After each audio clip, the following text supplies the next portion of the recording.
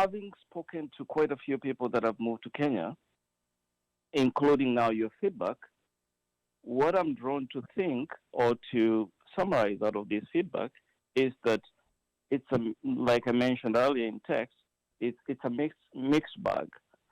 And if I can inject my experience of having moved to 5 different states here, it comes down to where you are at in life, the reasons for the movement, whether it is interstate or across the nation, and how much time you had to prepare, whether it was a before thought to move or it was a spur of the moment to a move, and how much financing you put into the movement.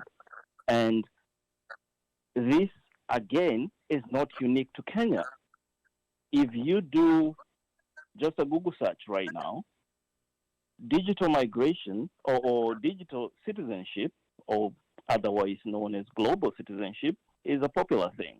Americans are finding that it's easier to retire in other countries than it is easier here in the U.S. from a financial aspect. So there's a lot of movement from the U.S.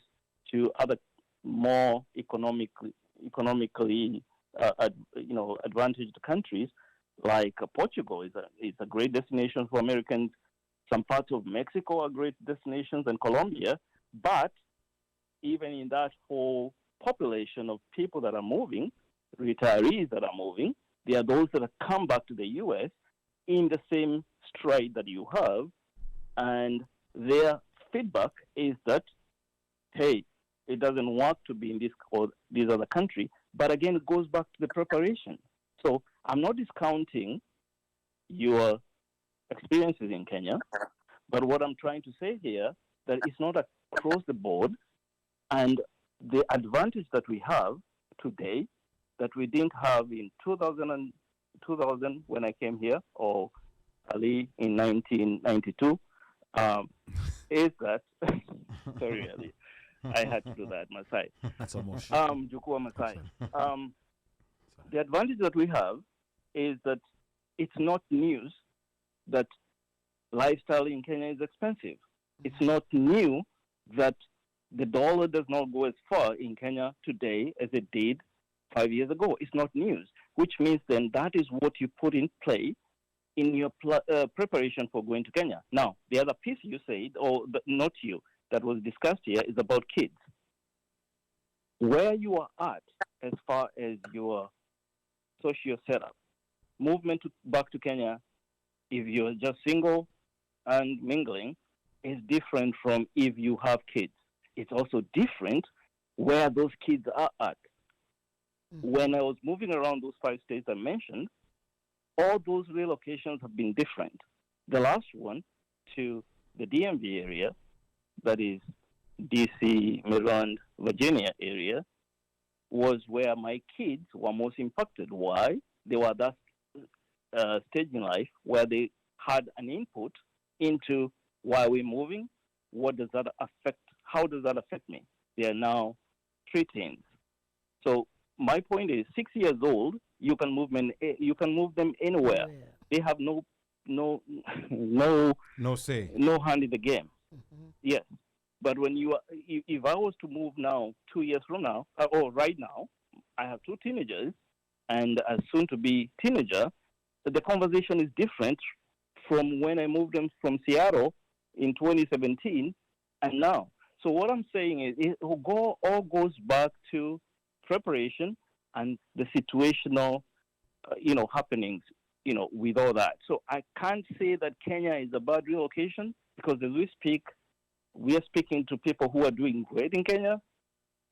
It's just very much, it comes down to the individual and the preparation you put in place. Yes, I think Ron, let me pause you for a moment there. One moment today. Ron, there's this pushback that comes that we hear a lot of success stories. We're not hearing stories of the middle 90%. So we're getting the top 10% stories. And that's what I really tried to get out of Udi, but he sidestepped that question. I don't know whether he's going to give us that story of the middle 90%, because if I'm Ron, think about it. If I move back to Kenya, nimetoka hapa na mbwembwe na washasha na kila kitu nimewacha, and then I go, I'm not doing well. Guess what?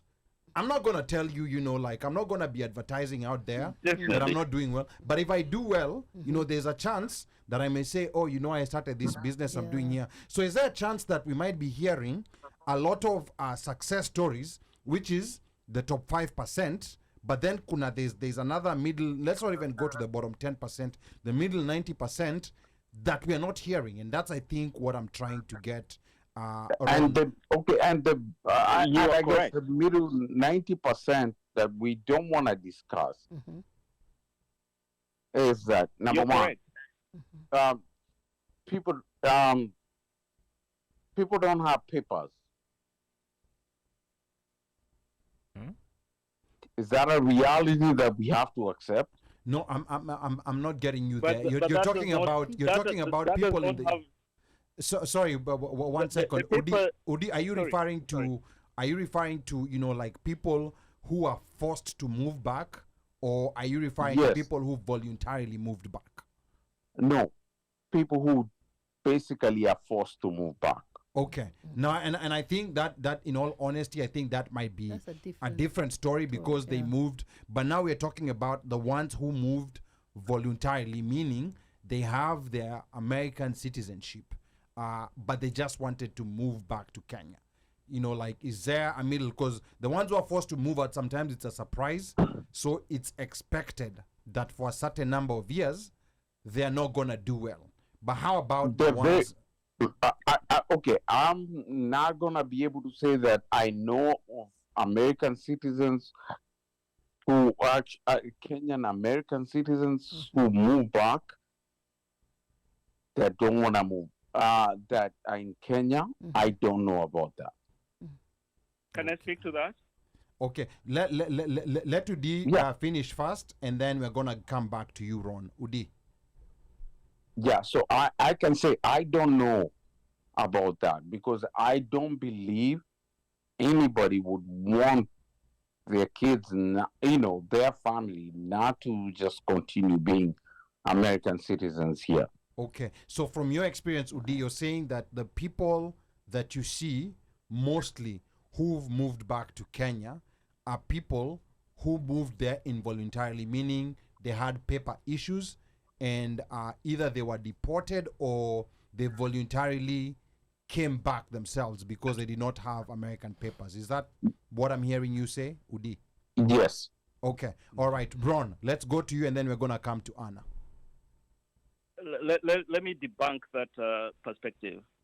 There are many folks I know who voluntarily packed and left the U.S., not because the U.S. was bad for them, but like it is in life, it's about opportunity. They found better opportunities in Kenya, whether it is because their careers were lined up with the growth that is happening in Kenya, tech, all that, and they're doing great in Kenya.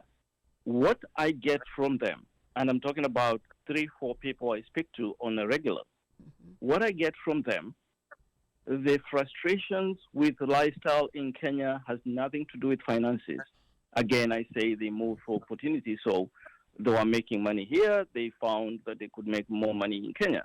Their frustrations are more in regard to those things that we take for granted here. The infrastructure, the security, the freedom of expression, the voice that you have, the efficiency. The efficiency, your voice in the administration of not just your company, but down to your city, where through your vote, I want funding for my school district. I have this vote to back up my voice. That's what they find missing in Kenya. But everything else, where I have an appointment with you at 2, it means 2 o'clock or 1:55, not 2:30, not 5 o'clock. That's the frustration they have. Okay. That's what I get from them. But everything else, whether we are talking about the opportunity costs, Whether when we're talking about the opportunity gains, we always talk about the opportunity costs. There's the gain to it, that the social life, all that is great, but because they might have lived here long enough to acclimatize to what it is that becomes now their second nature, that timekeeping is second nature, all that is second nature. Now they're getting frustrated, not because there's anything wrong with Kenya, the way the Kenya has always run, but there's something wrong with them now, because they're no longer Kenyans. You've lived here too long, you're no longer Kenya. We all are familiar with our place where you go to Kenya, you're too American to be Kenyan. You are here, you're too Kenyan to be American. I'm Kenyan. Yes. Okay. So it is kind of shooting ourselves, when we try to pigeonhole relocation to just one set of people who left because they had no option. Let's talk about those people who had an option. And yes, they are people. The frustrations always will come when the conversations actually become more difficult where there are kids involved, because it's not just about you now. It's about these kids. And yes, Udi has a great point that school districts, moving kids to Kenya, but again, there are people who enroll their kids in international schools in Kenya, and they continue with American, system of education still in Kenya. Okay.